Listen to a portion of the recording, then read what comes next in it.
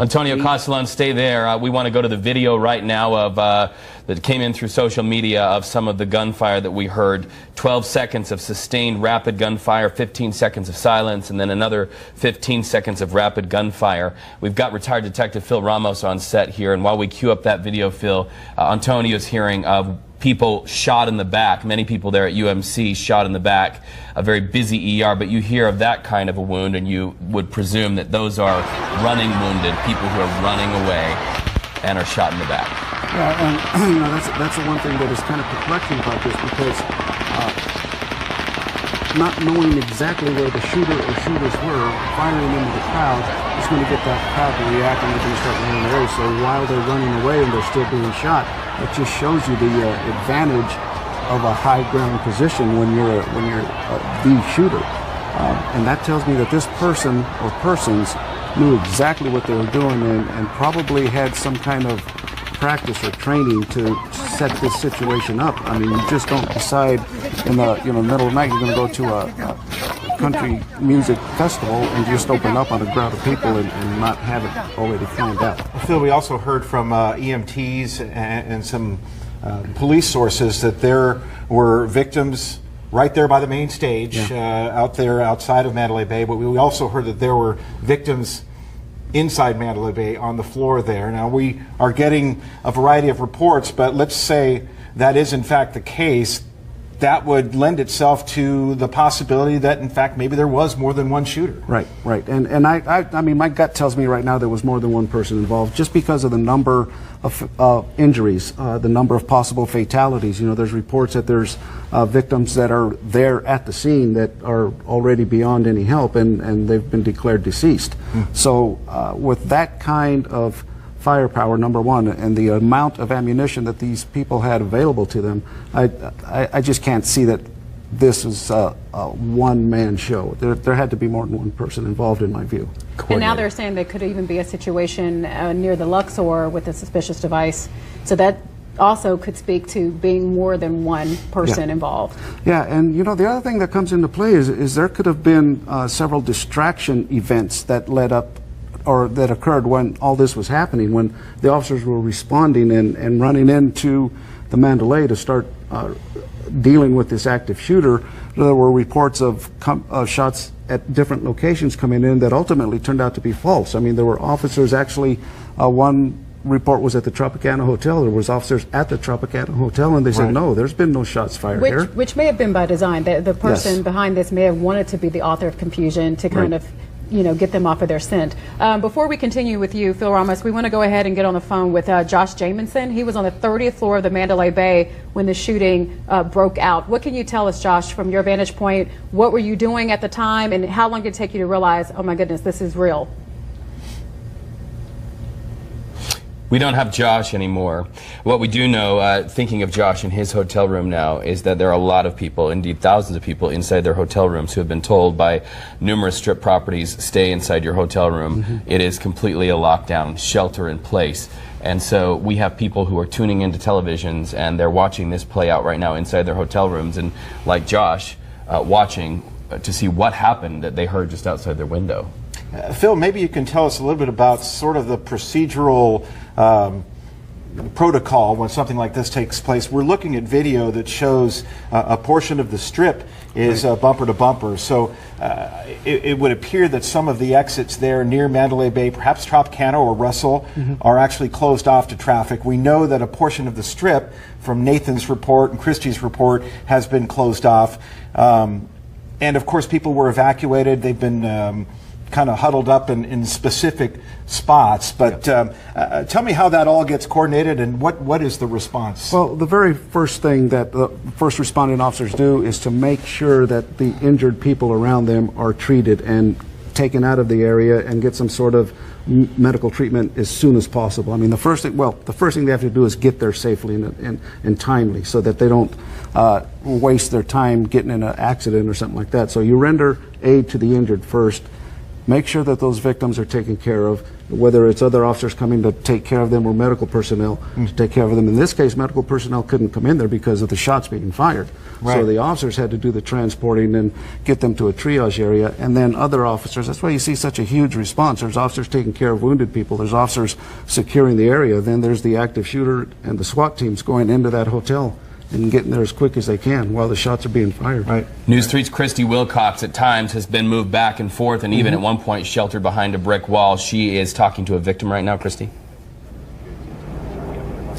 Yeah, we were sheltered under and behind quite a few things as we were making our way down the south of the Strip because police were just, pushing us down. And right here, Brianna, you were here for your 21st birthday. Yes, that's correct. Tell me a little bit about what you saw, what you heard. We went back up to the room, and as soon as we reached the room from the concert venue, we just heard constant shootings. At first we thought it was fireworks, but then it was shooting. And then somebody said something to you to tell me about that experience. Yeah, so there was a lady who pushed her way forward into the concert venue, into the first row, and she started messing with another lady and told us that we were all going to die tonight. Do you know why she was saying that? I mean, was this after the shots were fired, or? It was about 45 minutes before the shots were actually fired, but then she was escorted out by security. How does that make you feel? I mean, it makes me feel uncomfortable, especially coming here for my 21st birthday and not knowing if I'm safe, not even knowing if I'm safe going home tomorrow on an airplane. So, and how did you get out of the venue after this all happened? We actually weren't there whenever the shooting had occurred. We had already left about maybe 10, 15 minutes before that, but we just barely made it back into our room whenever it started. And I mean, were you thinking, oh my gosh, this woman told us that before we left? Yeah, I thought it had a positive correlation to it. Like, obviously she was telling us that in either to tell us, to warn us, or to tell us that we were all going to die, and she was part of it. So okay, we're going to ask you a question here. Go ahead. So I have a question. Let's nail this down so that it's Sure. a matter of record. I want to know the description of this woman. We hear that this woman who made her way to the front of the stage and then told a lot of people you're all going to die tonight. I want to know from this witness here on scene the description of this woman, just so if any of our Metro partners are watching this, it is made a matter of record tonight. Okay, so they want the description of this woman. Describe to me what this woman looked like. Her and her boyfriend were both Hispanic. They were probably about shorter 5-footers, probably about 5'5", 5'6". They just look like everyday people. Can you tell us anything more about them, what they look like? Why were they escorted out? Were they escorted out because you were feeling uncomfortable about what they said? Yes, because she had been messing with the lady in front of her and telling her that she was going to die, that we were all going to die. So they escorted her out to make her stop messing around with all the other people in front of them, but none of us knew that it was going to be serious.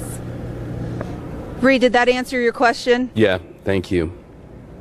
We want to caution and remind everyone to sort of be careful about some of the information. We're doing our best here at News 3, along with the help of Detective Phil Ramos here, to try to be as responsible as possible with the information that we're delivering. This is clearly a tragic event that is affecting many, many people. Something that could potentially turn out to be terrorism. It could potentially turn out to be coordinated with multiple suspects. But as far as an official word, we have not received anything officially from either Metro Fire or even MGM. We have reached out to all of them. They've all told us that they are in the process of gathering information. They're working on getting us facts. But obviously, this is still ongoing. People are still being moved around, sheltered. SWAT teams are still in place, still searching for things. We just got a report not too long ago that there was a suspicious device. Craig Figner was reporting that there was a van outside the Luxor that was being searched. We heard that there were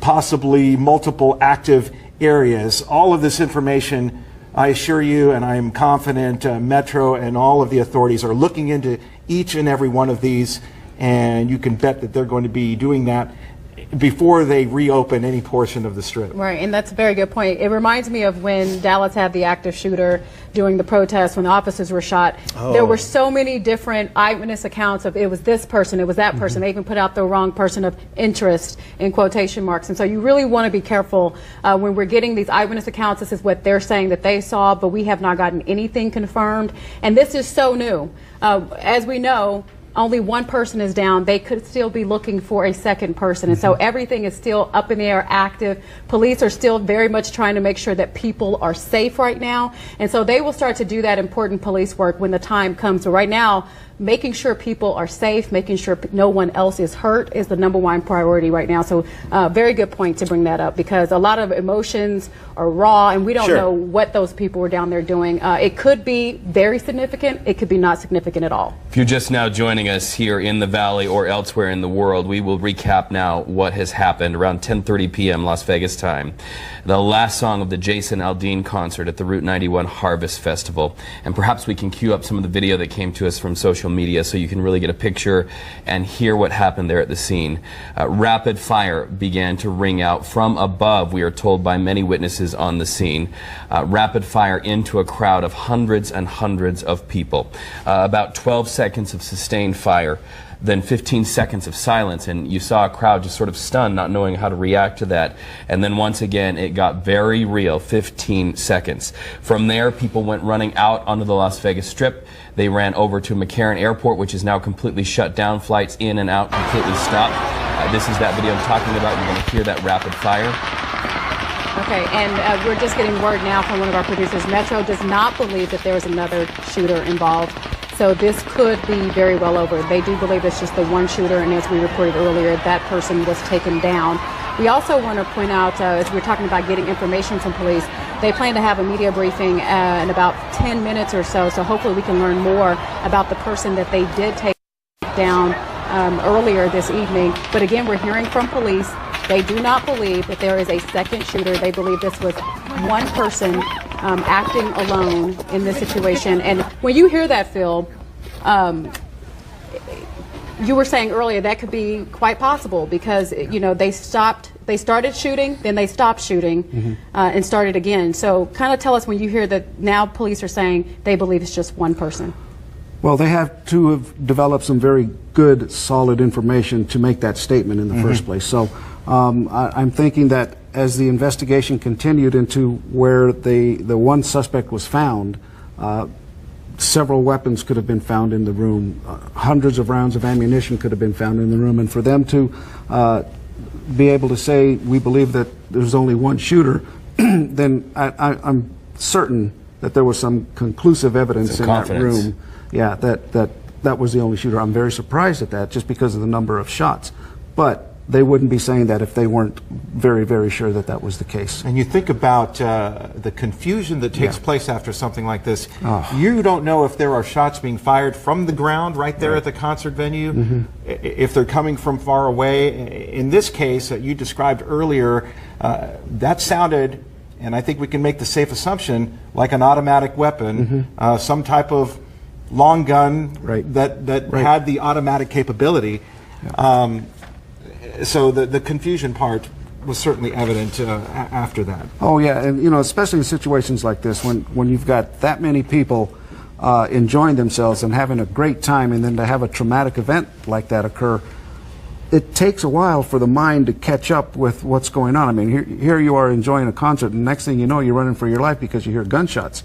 The information that comes out is going to be so varied and so different from person to person to person. And you know, I would just reiterate what Reed said. If this individual who heard a woman say, "We're all going to die tonight," if there's any accuracy to that, if you were either spoke to the woman, saw what she looked like, or heard that statement, go find a uniformed police officer and say, "I have some information that you guys need to know about." Right. They're not going to shoo you away. They're going to say, "Okay, tell me what you know," because if that's true, if that really happened, that's absolutely critical to this investigation. Let's talk about the victims who you saw running in the crowd.